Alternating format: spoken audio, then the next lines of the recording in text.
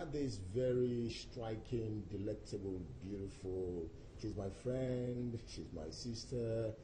And of course, I always look up to her. Wofai somewhere. Wofai, thanks for all the accolades. A very good morning to you, Benjamin Peters. A pleasant morning to you. You look nice, actually. Well, you look great too. Thank you very much. How was the day yesterday? I know it was very hectic. It was a very hectic day, as usual. I can't complain in Lagos. And the fuel scarcity is hitting hard. It's really. You know, I have this tradition now. I have a filling station in my boat. Yeah, I buy gallons of fuel in the boat.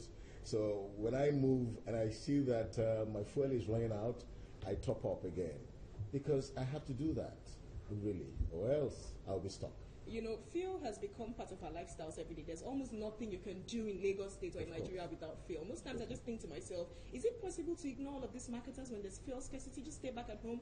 But no, it's totally impossible. Well, we just I can't even think about that. Of course. The President Buhari has, well, looking at the issue of the subsidy thing, I've agreed to pay off whatever they're owing the oil marketers. And the latest news, Wofai, you'll find this very interesting.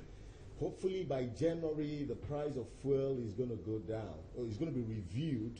But I feel Buhari is going to put it, going to review downwards, not upwards. Everybody's actually thinking of downwards, not upwards. But of course, our expectations from this government is quite high, so we couldn't expect any less. But then again, don't you think, or should we say that they should actually get the fundamentals right? In as much as they're trying to review the prices, maybe upward or downwards, but downwards will be like you said, better. But they need to get the fundamentals right. Okay. Well, today on AM Chat, we'll be taking a look at the education sector.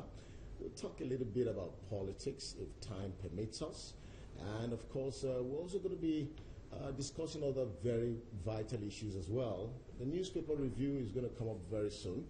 And I want to tell you one thing is that the focus or the motto for us today is that no matter the challenge for you in life, you must not give up. I think, Wofai, you share that with me. I totally agree. I affirm with what you've said, because they said winners never quit and quitters never win. And so in the faces of all of these adversities, all of these challenges, especially in Lagos and in Nigeria, so to speak, where I live, you need to try as much as you can to be dogged. You need to try as much as you can to put up a smile, because a smile is the best language. It doesn't tell the challenges you're faced with. You need to be strong in all of it. I agree with you completely. It's AM Chat. We'll be right back after this time out with the newspaper review. Stay tuned.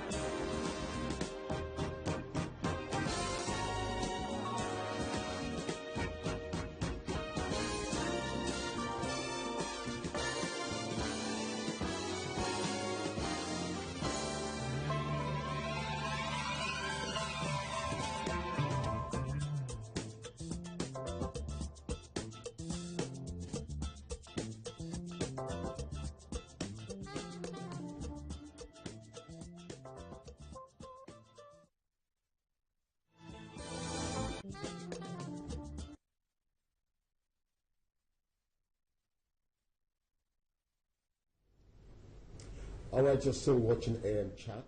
Welcome to the newspaper review. I have with me the Guardian, the Punch, the New Telegraph, and of course I have the Daily Trust and the Union. Wofai, what do you have? I'll be reviewing the Nigerian Tribune, the Nation newspaper, Newswatch Times paper, and of course the National Mirror.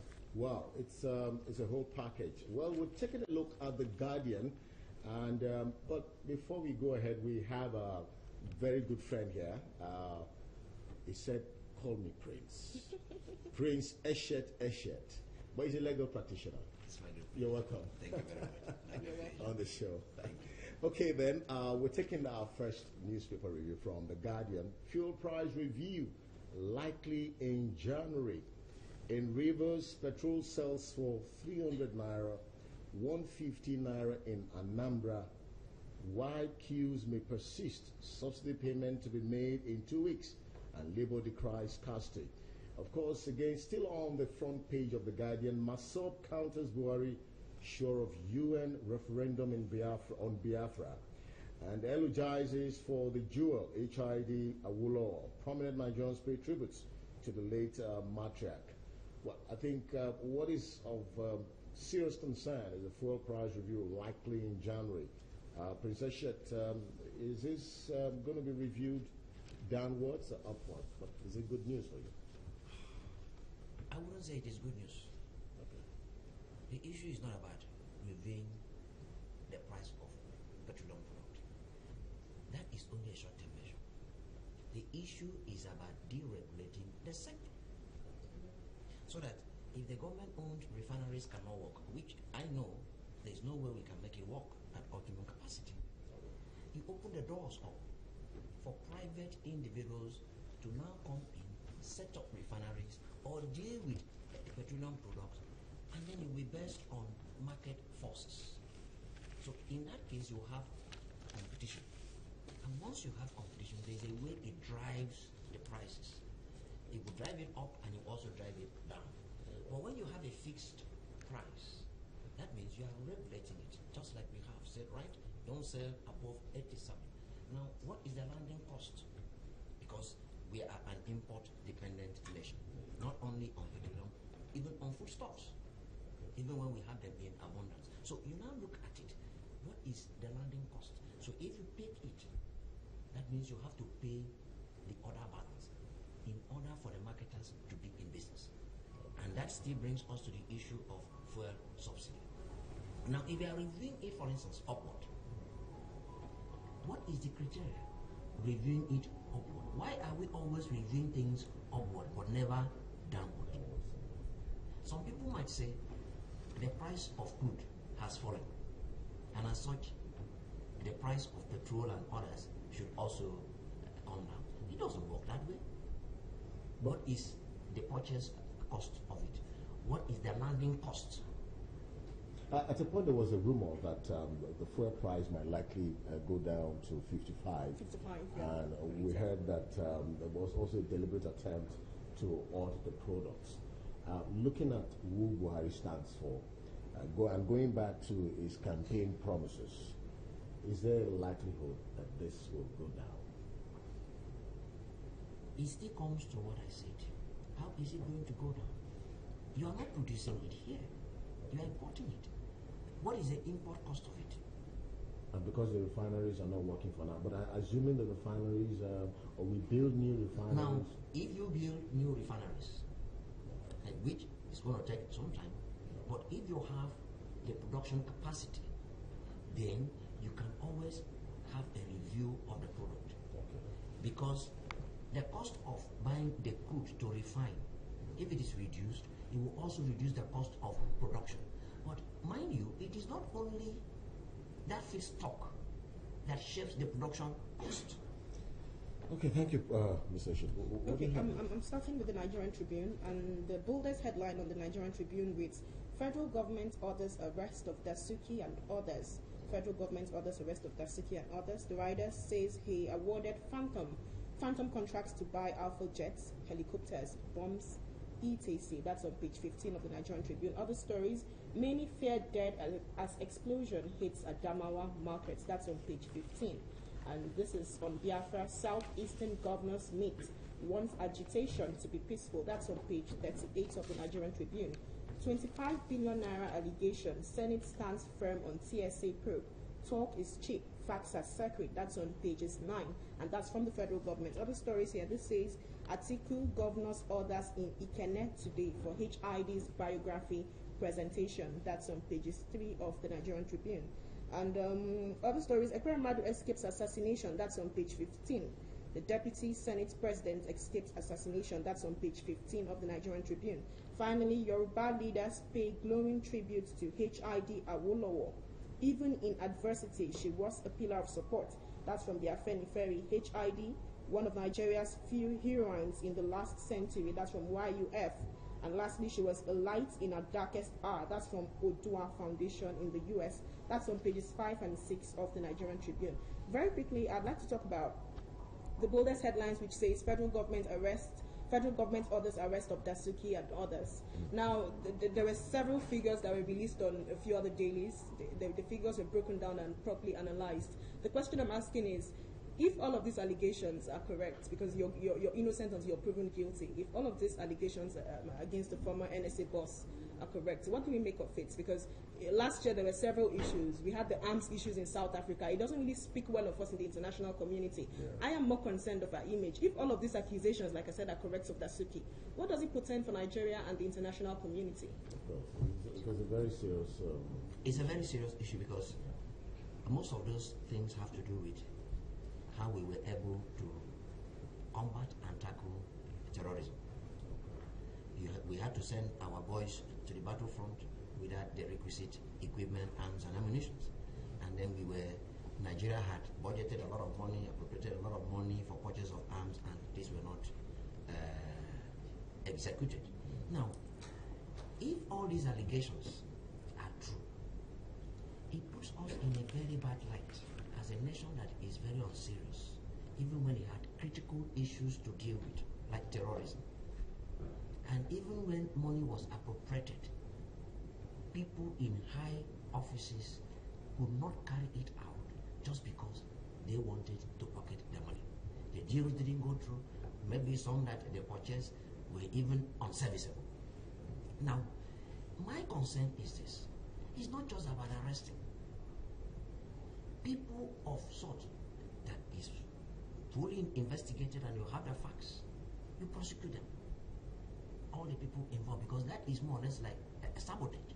You sabotage the entire nation. We needed arms and ammunition, we needed certain facilities to combat a scourge, maybe like terrorism, and you sat on it. Essentially, but if you're looking at the allegations from all of this, I mean, the allegations were quite a number, and the figures were really alarming. Were you a bit surprised? I mean, like you said, when all of this was going on last year, we were in a state of emergency, where emergency was declared in so many states, and the dying numbers of people from all of these states, and then you said somebody sabotaged interest, and people were you surprised? No. I won't be surprised.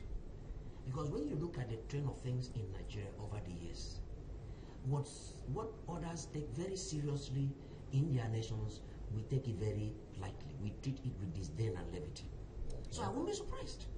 I won't be surprised at all. So basically, at a point, it looks as if Dasuki was being witch hunted, and we just hope that. My concern is this. We should follow due process of law. Proper investigation should be carried out. See, speculations, suspicions, or rumors, no matter how high, cannot ground a conviction. It should be properly investigated. In matters like this, we need not be sentimental. Of course. So that we can investigate get to the bottom of the matter. Get to the bottom of the matter. And whosoever is found wanting cannot be held responsible. Thank you, Mr. Ershad. Sorry, I'm calling you Mr. Prince, right? Okay.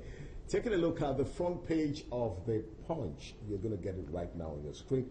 Dasuki, still the same very disturbing story. Dasuki awarded 333 billion naira fake arms contracts, and that says the panel. The contract said to be for the purchase of Alpha jets, 12 helicopters, bombs, and ammunition were not executed. An FG to fund unemployment, allowance, school feeding with TSA.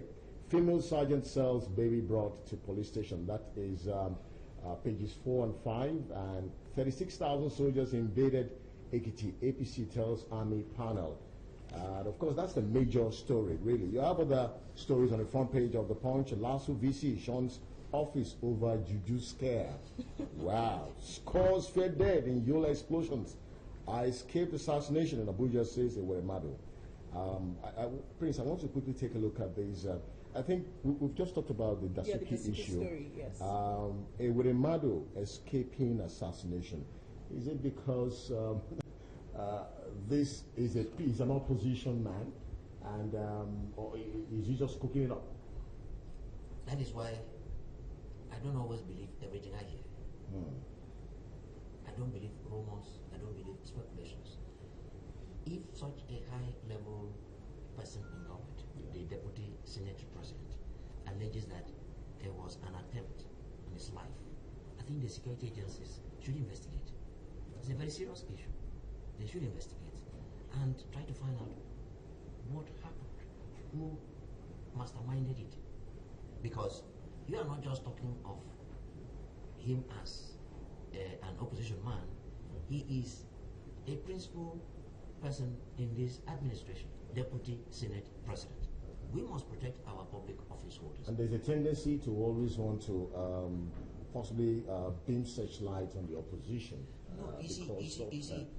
Good investigators know that when you want to carry out an investigation, you keep an open mind. You don't close yourself, except there are leads to being closed in.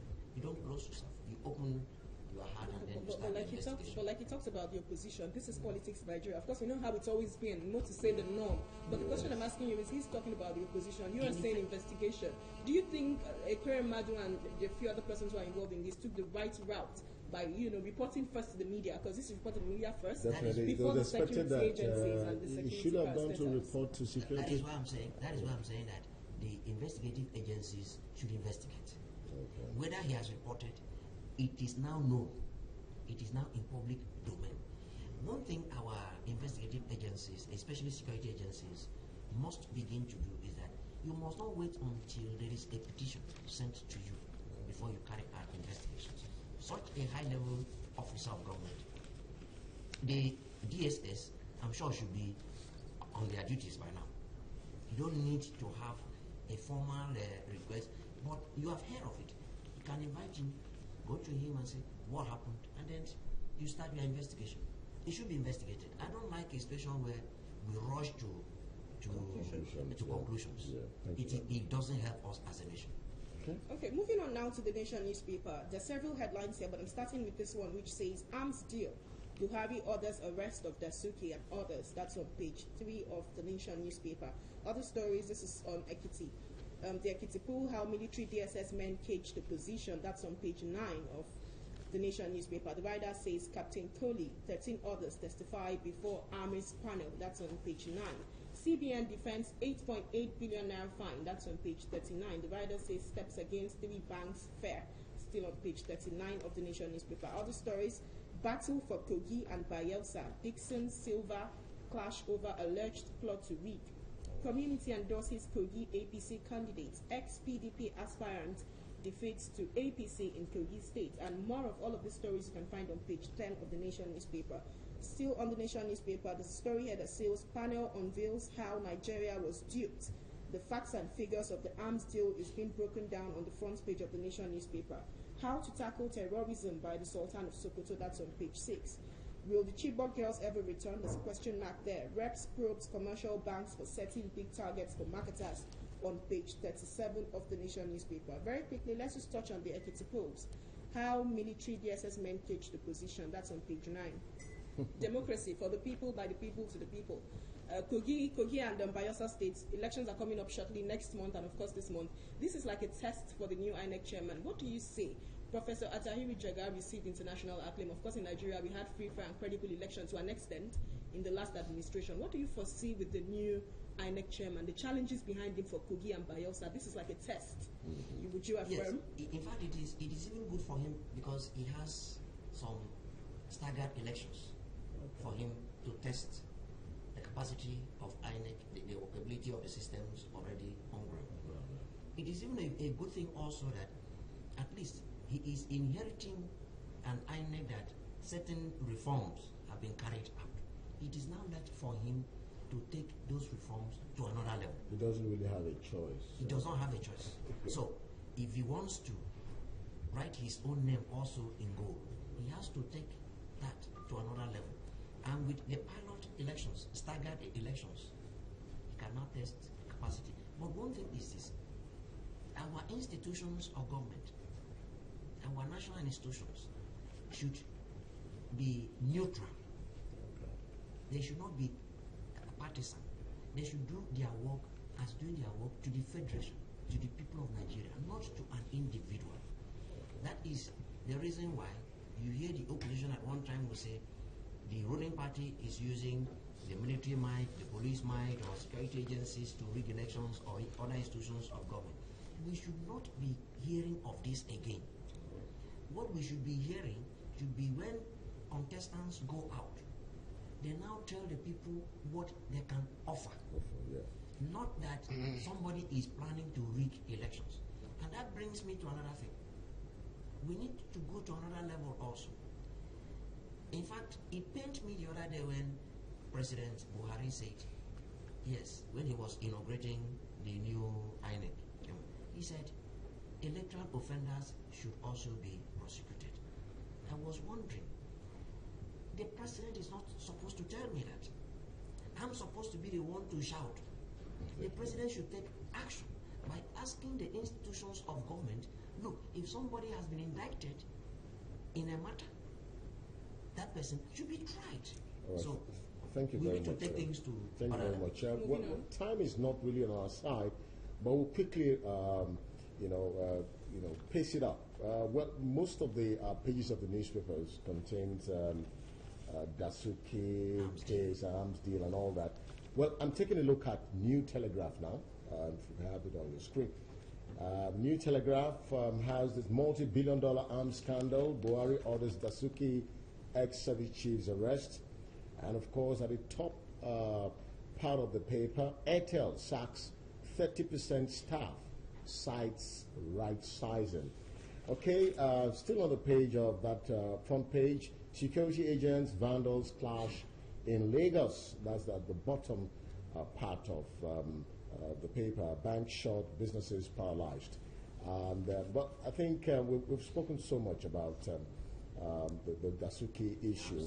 Yeah. Well, 25 billion TSA fraud, intimidation can't stop investigation, says Saraki. Well, we'll just take a look at this. Might sound a little bit, well, it's interesting, really. Airtel sacking 30% staff, cites right sizing. That is downsizing, really. But looking at it, NTN, Airtel, with the telecoms operators, they seem to be having problems in Nigeria. I think the reason, for instance, like MTN for now, is because of the fine.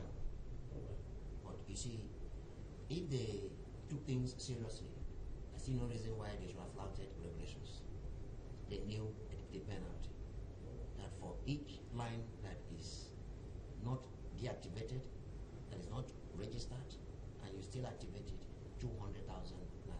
Well, and this thing had gone for some time. So that is the challenge they are now having to pay that fine. Yeah, for Airtel, the president is talking about how to bring about employment.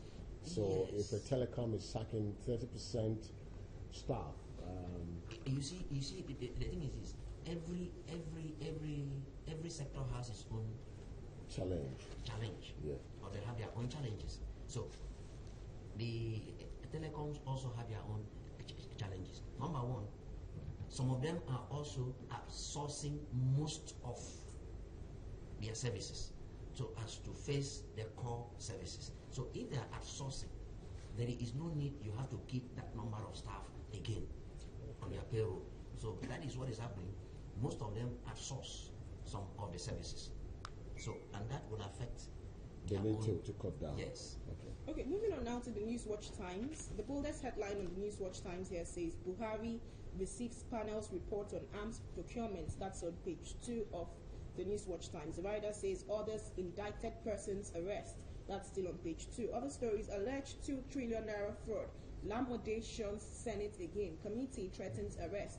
That's on page 4 of the Newswatch Times. Other stories: 1 trillion naira spent on imported food products we produce locally. That's from the CBN Governor, Godwin Emefiele. 1 trillion naira spent on import of fruits we produce locally.